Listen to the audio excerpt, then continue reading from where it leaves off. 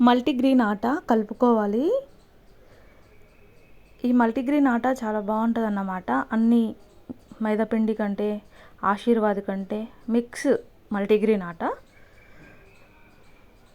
So ఈ భక్షాలకి ఉడకబెట్టిన శనగపప్పు, బెల్లం అన్నీ వేసి నేను కుక్కర్ వేసాను. అందులో కొంచెం నెయ్యి వేసాను.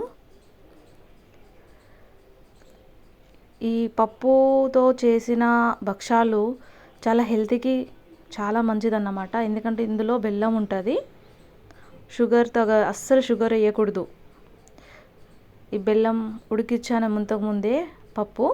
సో కట్టె రుబ్బుతోటి నేను రుబ్బుతున్నాను అన్నమాట. కొంచెం మెత్తగా చేస్తే బాగుంటుంది. మెత్తగా చేసుకోవాలి. చపాతీకి అంటకుండా స్మూత్గా క్రీమీగా ఉంటుంది అన్నమాట.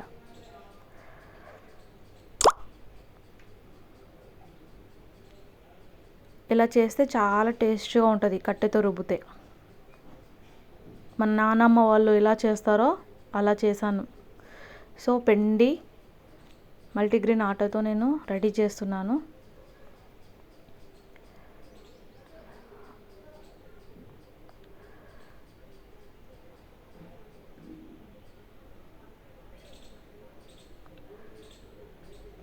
ఈ ఫుడ్ మార్నింగ్ తింటే చాలా హెల్తీ. ఎందుకంటే ఇందులో శనగపప్పు ఇంకా బెల్లం అనేది ఉంది అన్నమాట.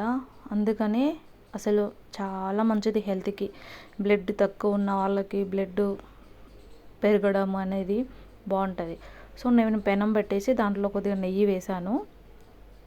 మన నెయ్యి అన్నమాట. నెయ్యితో కాల్చుకున్న ఈ పూర్ణము చాలా బాగుంటుంది. మాకు మహారాష్ట్రలో ఏమంటారంటే పూరన్ అంటారు. ఇక్కడ పూర్ణాలు అంటే అక్కడ పూర్ణం అంటారు అన్నమాట. పూరన్ పొడి.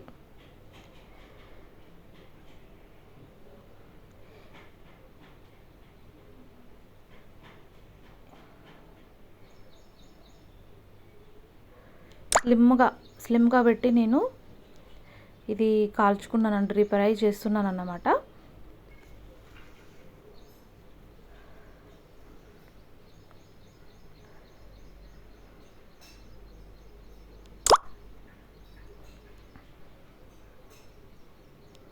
చూడండి ఎలా ఉందో వేడి పొగులు. అసలు ఆ వేడి ఈ పూర్ణం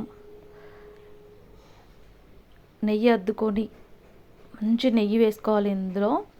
అసలు అది తింటే చూస్తే ఊరిలో వస్తున్నాయి. నోట్లో వేస్తేనే కరిగిపోతుంది.